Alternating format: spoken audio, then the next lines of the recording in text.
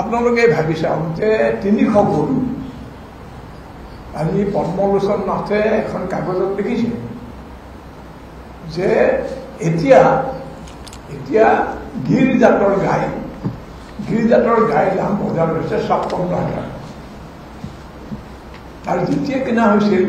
2021 চনত যেতিয়া প্ৰথম অৰ্ডাৰটো দিলে তেতিয়া দাম আৰু কম আছিল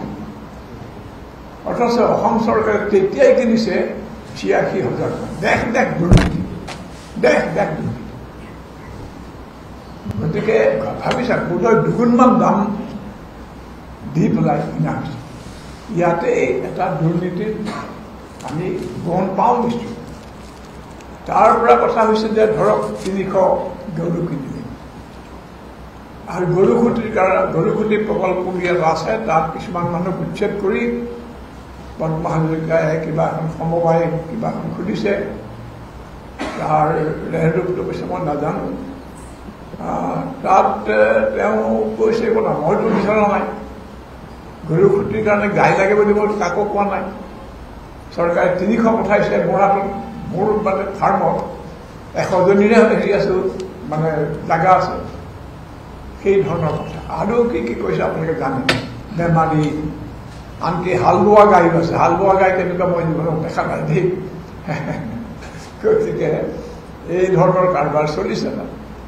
আৰু গতিকে প্ৰশ্ন উঠে যে গৰুখুটি যে লাগে বা অসমত যে 300 গিৰ গাই লাগে কোনে এইটো মানে পৰামৰ্শ দিয়ে সাধাৰণতে চৰকাৰে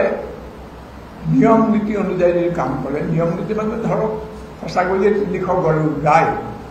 কোটি টকা দাম হ'ব এইবিলাকৰ চব মিলি লাগে তেনেহ'লেতো প্ৰয়োজন আছে বুলি কোনোবা বিশেষজ্ঞই পশু বিভাগৰ এই পশুপালন বিভাগৰ বিশেষজ্ঞই ক'ব লাগিব যে ইয়াত এই ধৰণৰ গাই আনিলে ইয়াত হেৰি হ'ব ভালকৈ মানে কামত আহিব নানা ধৰণৰ কাম থাকে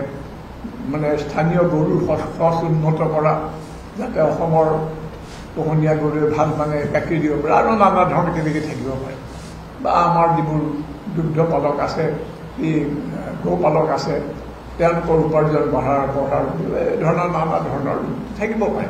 কিন্তু সেইখন তেনেকুৱা এখন ৰিপৰ্ট থাকিব লাগিব কোনোবা এজন মন্ত্ৰীৰ মগজত পেলালে এইটো লাগে তেওঁ কিনি পেলালে এইটোতো নহয় এইটো ৰজাৰ কাৰবাৰ এইটো কোনোমতেই গণতান্ত্ৰিক চৰকাৰৰ কাৰবাৰ হ'ব নোৱাৰে